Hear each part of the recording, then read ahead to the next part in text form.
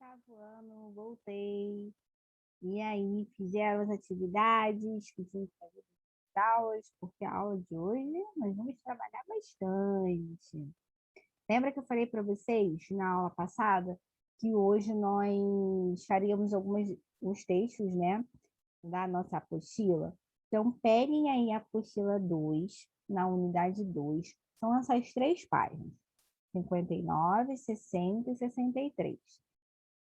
Vamos rever um pouquinho da interpretação textual sobre peças de teatro. E aí, juntamente com isso, vamos revisar alguns conceitos dados nas aulas anteriores. Então, eu vou esperar vocês, né, pegarem aí a apostila de vocês, abrirem aí na página 59, para podermos ler, né, um pedaçozinho desse texto, que, na verdade, se trata ainda, né, da peça de teatro que nós já lemos na aula anterior. Vocês lembram que nós começamos a fazer exercícios da apostila? E aí nós lemos um pedaço do texto, né, da peça de teatro da Alto da Compadecida, né? E aí esse ainda é um pedaço do Alto da Compadecida, tá? Não é o mesmo que nós lemos na aula anterior, nas aulas anteriores, mas é do Alto da Compadecida, portanto, né? Continuar aí. Eu ia pegar a caneta, cliquei no botão errado. Portanto, né? Nós estamos falando dos personagens Chicó e João Grilo, que nós já conhecemos das aulas anteriores. Então, vamos ler? Todos já pegaram aí a apostila e abriram a página 59? Já? Então, vamos lá. Chicó. João, deixe de ser vingativo, que você se desgraça.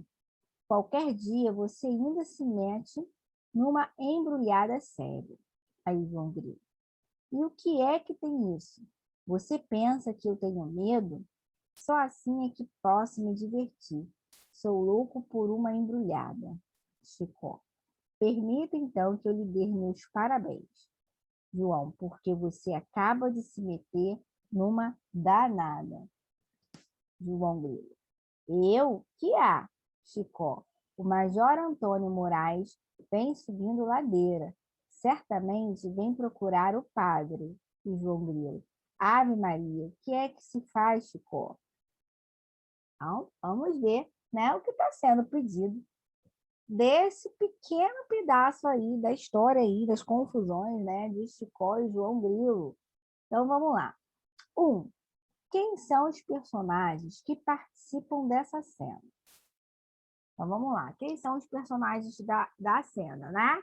Ó, eu até deixei destacado, ó. Sem querer, já estava destacado aqui, ó. O Chicó e o João Grilo, né? São os personagens desse pedaço aí que a gente leu. Então, os personagens que participam dessa cena, Chicó e João Grilo.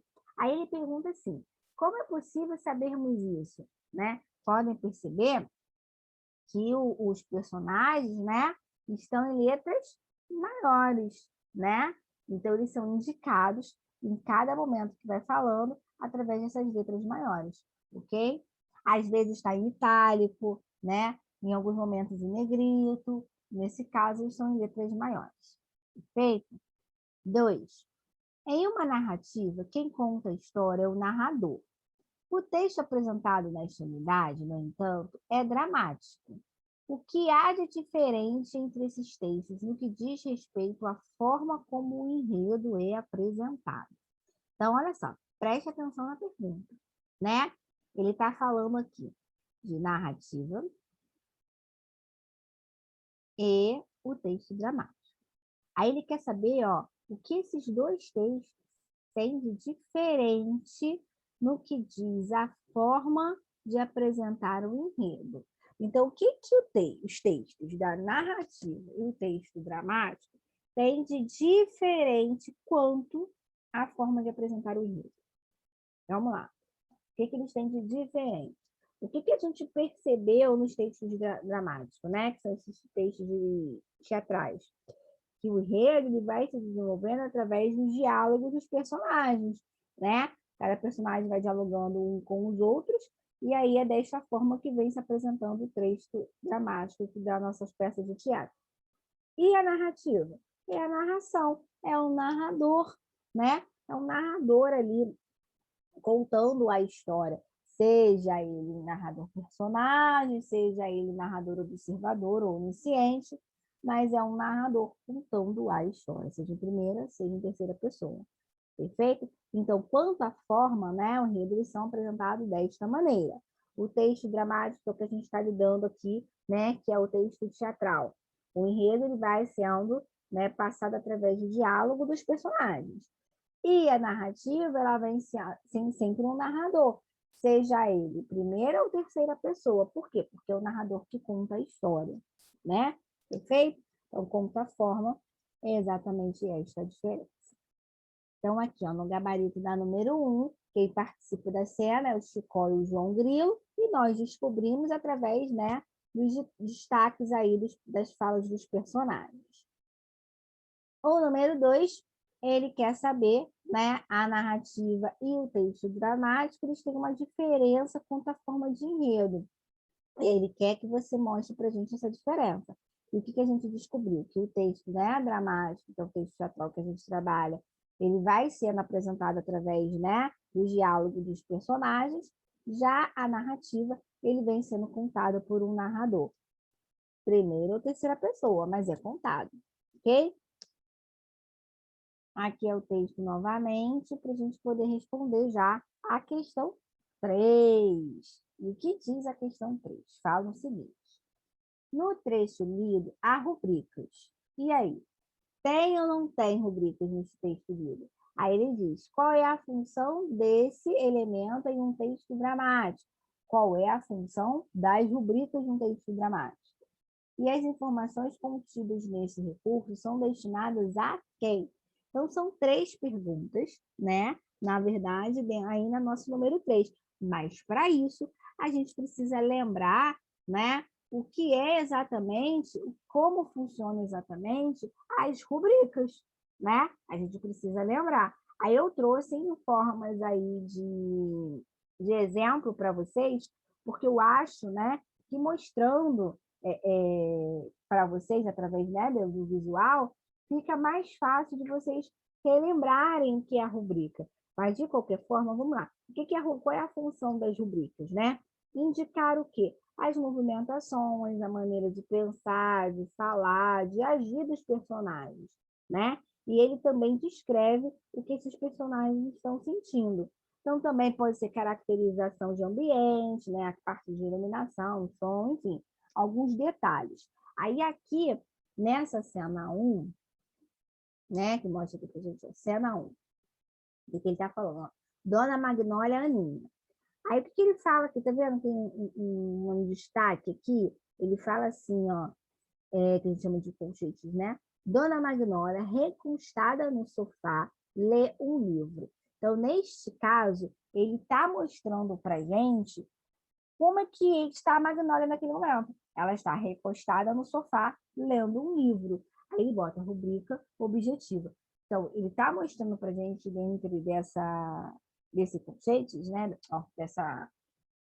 Dessa marcação, que rubricas é exatamente nesse fator aí o que a personagem está fazendo. Ela está recostada no sofá e lendo.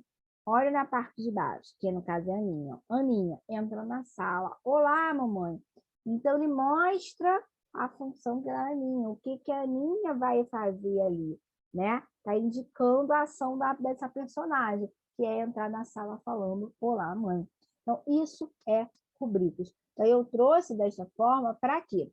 Para mostrar para vocês o que é rubricas. Para aí sim, né, a gente perceber se no texto que a gente acabou de ler tem ou não tem rubrica. Então, nessa cena que a gente leu aqui do João Grilo e do Chicó, né, neste momento, eu quero saber se vocês acham, dentro desse pedaço, se tem, né, em algum momento, as rubricas. Então, vamos ler novamente para a gente poder ver, ó. O Chicó. João, deixa de ser vingativo que você se desgraça. Qualquer dia você ainda se mete numa embrulhada séria. Aí não apareceu rubrica nenhuma. João Grilo. É o que tem isso? Você pensa que eu tenho medo? Só assim é que posso me divertir. Sou louco por uma embrulhada. Também não tem rubrica, não tem indicação de nada, né? Nem de personagem, nem de caracterização de ambiente, não tem nada. Chicó. Permita então que eu lhe dê meus parabéns. João, porque você acaba de se meter numa danada. Também não tem indicação de rubrica. João Grilo. Eu? Que há? Chicó. O major Antônio Moraes vem subindo ladeira. Certamente vem procurar o padre. Ah, professor, essa parte aí do major tá subindo ladeira não poderia ser? Não, porque o Chicó está dizendo o que está acontecendo. Em nenhum momento foi acionado aí que, né, o major está subindo a ladeira e fala alguma coisa. Então não tá, então não tem indicação de rubricas também aí. O João Grilo, Ave Maria, o que é que se faz, Chicó?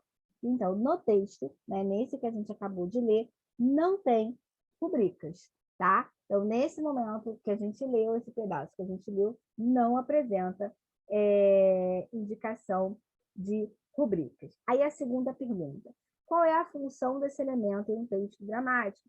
Foi o que eu disse para vocês, né?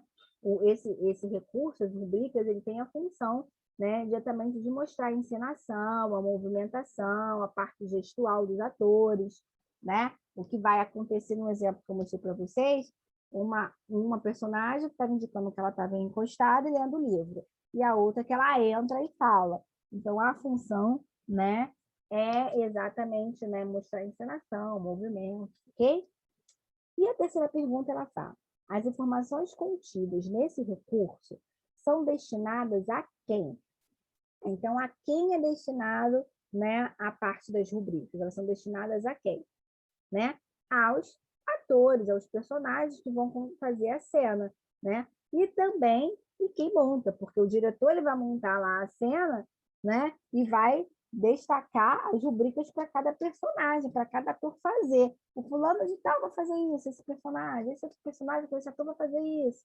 E aí, né? Então ele é destinado esse recurso, as rubricas, para, né, os personagens, os atores, com a montagem do diretor da peça. Perfeito? Então, aqui está o nosso gabarito, até porque são 3 questões, né? As 3 perguntas. A primeira não tem rubricas no texto que a gente leu, né? A função das rubricas, né, no texto dramático é para ali, ó, dar dicas de encenação, movimentação e o gestual dos atores, ou sobre o cenário. E as informações das rubricas são destinadas, né, aos atores e os responsáveis pela montagem da peça, que são os atores, são os personagens, né? Ok? Vamos continuar aí? Então, vamos para a próxima página, que fala assim: gênero dramático é aquele em que o artista usa como intermediária entre si e o público a representação. A palavra vem do grego grau, fazer, e quer dizer ação. A peça teatral é, pois, uma composição literária destinada à apresentação por atores em um palco, atuando e dialogando entre si.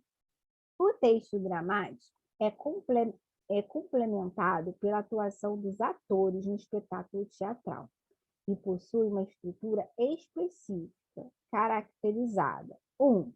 Pela presença de personagens que devem estar ligados com lógicas uns aos outros e à ação.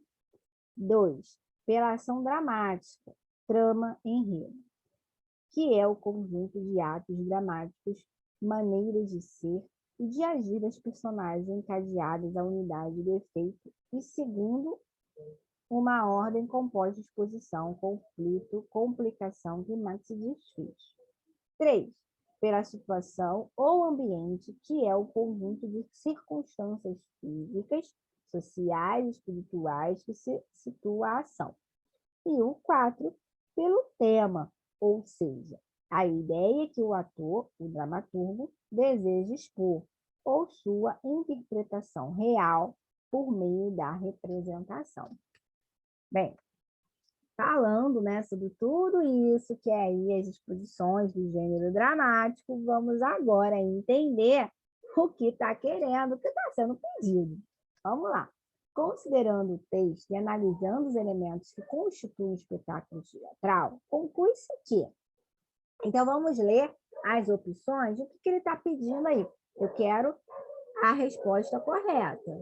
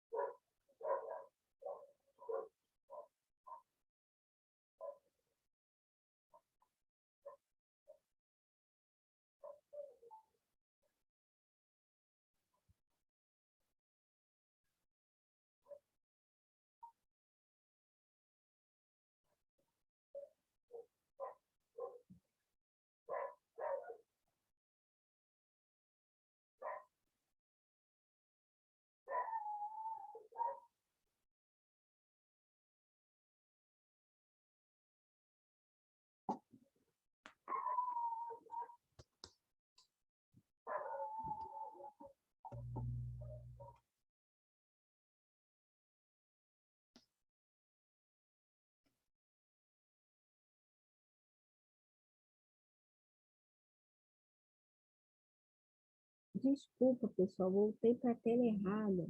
Vou botar aqui de novo. Vou clicar para a opção, vamos lá. A opção aqui, vamos ler as perguntas. A criação do espetáculo teatral apresenta-se como um fenômeno de ordem individual, pois não é possível sua concepção de forma coletiva. B. O cenário onde se desenrola a ação cênica é concebido e construído pelo cenógrafo de modo autônomo, independente do tema da peça e do trabalho interpretativo dos atores. C. O texto cênico pode originar-se dos mais variados gêneros textuais, como conto, lenda, romance, poesia, crônica, notícia, imagens e fragmentos textuais, entre outros. D. O corpo do ator na cena tem pouca importância na comunicação teatral, visto que o mais importante é a expressão verbal, base da comunicação cênica em toda a trajetória do teatro até os dias atuais. E o E é a iluminação e o som do espetáculo cênico e depende do processo de produção do espetáculo teatral, já que se trata de linguagens artísticas diferentes agregadas posteriormente à cena teatral. Bem, pessoal, só de ler as opções nós já vimos que tem coisas aqui, né, fora dos parâmetros. Olha essa A. A criação do espetáculo apresenta-se como um fenômeno de ordem individual, pois não é possível a concepção de forma coletiva desde quando peça teatral não vai partir do coletivo, né? Então, essa questão aqui, essa opção está totalmente errada. B. O cenário onde se desenrola a ação cênica é concebido e construído pelo cenógrafo de modo autônomo e depende do tema da peça e do trabalho dos atores. Então, o cenário vai ser só o cenógrafo, né? Só ele que vai trabalhar, ele é o autônomo, ele que faz tudo. Claro que não, né? É errado. Texto cênico pode originar-se dos mais variados gêneros textuais, ok, né? Eu posso ter uma imagem, dessa imagem eu posso fazer um texto dramático, né? Eu posso transformar em peça de teatro, eu posso pegar uma poesia, um romance, um conto e transformar em um texto dramático. Isso pode acontecer, então essa é a minha resposta. Mas vamos conferir as demais. O corpo do ator na cena tem pouca importância na comunicação teatral, visto que o mais importante é a expressão verbal. Claro que não, né? Tudo ali está ligado, né? A movimentação do ator está ligado ao que ele fala, né? A base da comunicação, ele está interligado. Então, também está errado. A iluminação e o som do espetáculo e depende do processo da produção do espetáculo? Claro que não, né? Elas estão ligadas. Não posso dizer que elas são independentes, ok? Também está errado, então, realmente, nossa resposta C de casa. Umas respostas assim, umas opções fora do padrão, fora da casinha, né, pessoal? Vamos lá. Por isso que é sempre bom vocês estarem vendo opção por opção, ler tudo primeiro e depois volta, né? Fazer exatamente o que nós fizemos aí para não cair nenhuma pegadinha. Vamos para número 2, que é, vamos lá. Boitempo. Entardece na roça de modo diferente. A sombra vem nos cascos, no mugido da vaca, separado da cria. O gado é que anoitece, e na luz que a vidraça da casa fazendeira derrama no curral, surge multiplicada sua estátua de sal.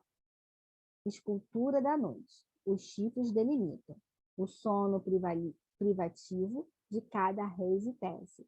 De curva em curva, a ilha do sono universal. No gado é que dormimos, e nele que acordamos. Amanhece na roça de modo diferente. A luz chega no leite, morno esguicho das tetas, e o dia é um pasto azul, que é um gado reconquista. Muito bem, Carlos Drummond de Andrade. Vamos ver o que ele está querendo de Carlos Drummond. O título de um texto constitui a chave para a descodificação da mensagem. E a sua interpretação deve ser integrada numa leitura global do texto. Então, quer dizer que eu preciso do todo, né? Então, vamos lá. Comente o título do texto a partir das informações apresentadas. Então, olha aqui, ó. O título do texto é Boitempo. Aí ele quer que você pegue esse título do que foi apresentado no texto, né, o que a gente leu, e vamos, em cima disso, ver o que ela está nos mostrando, né? Então, assim, vamos ler ali, ó. Entardece na roça. Então, já estamos dizendo que se trata, né, da roça. De modo diferente. A sombra vem nos cascos do mugido da vaca, separada da cria. Então, nós já percebemos aí o que acontece, né? Que a vaca está separada dos seus filhos, né? E a sombra ali fica em relação a isso. O gado é que anoitece, e na luz que a vidraça da casa fazendeira derrama no curral. Ele está dizendo que é o gato que escurece, é o gato que anoitece. Né? Surge multiplicada sua estátua de sal. Escultura da noite. Os chifres delimitam o sono privativo de cada reis e tecem de curva em curva a ilha do sono universal. No gado é que dormimos e nele é que acordamos. Amanhece na roça de modo diferente. A luz chega no leite, morno, nos lixos das tetas, e o dia e o pasto azul que o gado reconquista. Então, o que ele está fazendo aí? A relação do quê? A relação do dia, da noite, né? Do amanhecer, do anoitecer, com a relação do que acontece lá na roça. Na verdade, que eles trabalham em cima do que acontece no gado.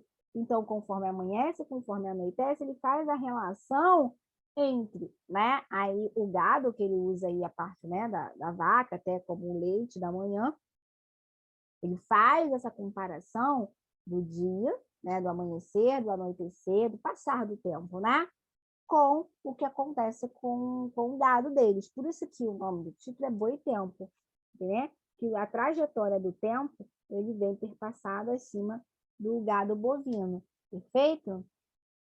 Essa aí é a nossa explicação. Vamos para B. Explique por qual processo de formação de palavras Drummond criou o Boitempo. Essa questão, né, vocês devem ver também na aula de português, que se trata, quando ele fala, né, do processo de formação, que vocês já estudaram, está tratando da parte da composição das palavras, de justaposição e aglutinação.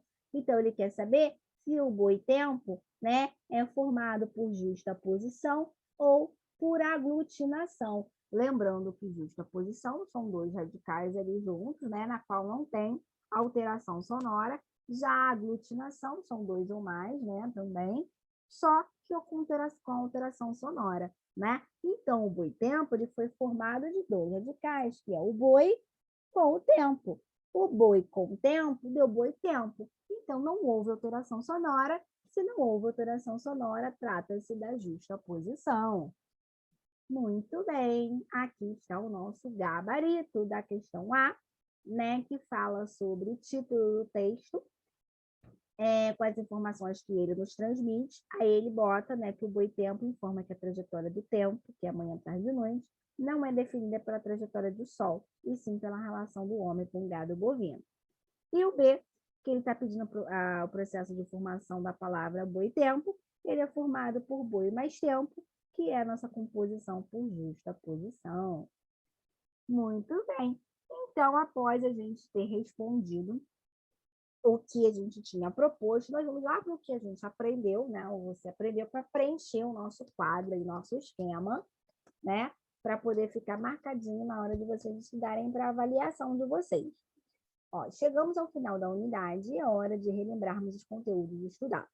Para isso, leia os esquemas a seguir e verifique se você precisa rever alguns deles. Observe esse trecho de um texto dramático e identifique a finalidade de cada uma das partes indicadas pela seta. Então, essa primeira seta aqui, essa aqui, ó, que está indicando esse nomezinho aqui, que, né, quadro 1, no princípiozinho, né, é a divisão dos nossos atos, né, ato 1, ato 2, ato 3, ato 4, ok? Então, essa cena aí é a subdivisão dos atos, perfeito? Então, para a gente já trabalhar, vamos para esse segundo aqui, ó, que ele mostra a nossa cena 13, né? Nessa subdivisão aí, é a subdivisão da peça teatral, né? Nossas cenas. Cena 1, cena 2, cena 3, de cada pertencente a cada ato. Nesse caso aí, é a cena 13 do ato 1, perfeito? E esse outro pedacinho aqui, que está indo aqui para cima, para todo esse pedaço de texto. Ó, o teatro representa uma sala de uma casa da roça, mesquinhamente mobiliada com mesas e cadeiras de pau. Domingos João, sentado à mesa, está vestido de calças de riscado e japona de baetão azul. Então, aí está fazendo uma descrição do cenário, perfeito? Então, esse pedaço aqui é a descrição do cenário. Então, aqui é o de subdivisão do ato, aqui é a subdivisão da peça teatral, que é nossas cenas, e aqui é a descrição do cenário. Aí, nosso gabarito. Vamos para a parte de baixo, né? Aqui nós temos, né, a mostra dessas duas setas que está mostrando para a Juca e para a Joana, que são os nomes dos nossos personagens que estão destacados. Perfeito? Juca e Joana, lembrando que vai estar sempre destacado. Já aqui, nessa setazinha que vem para essa fala, para esse pedacinho de cima, que diz assim, entra Juca correndo seguido de Inacinho. Então, nesse pedaço, é tratando da rubrica, que é o quê? Exatamente mostrando a ação do Juca, porque o Juca vai fazer. O Juca está correndo, perfeito? Então, aqui é a rubrica. E já aqui, né, nesse outro pedaço que fala, Juca, chega-se para a Quitéria, toma ali o pulso e diz, não é nada, mande vir um copo com água. Sai Joana. Juca para Domingos. Quando digo que não é nada, falta um pouco a verdade, porque a sua filha tem uma inflamação de carbonato de potássio. Então, deixa aí, está acontecendo o quê? Um diálogo, né? Entre Juca e aí a gente tem, então, a conversa dos personagens. Perfeito? Vamos aqui o nosso gabarito, olha ali o nome de personagens, rubricas e o diálogo. Então, finalizamos aí, pessoal, a aulinha de hoje. Espero que vocês tenham gostado. Eu vou voltar na próxima com mais exercícios, dando aquela canseira em vocês. Então, me aguarde que eu volto. Beijo!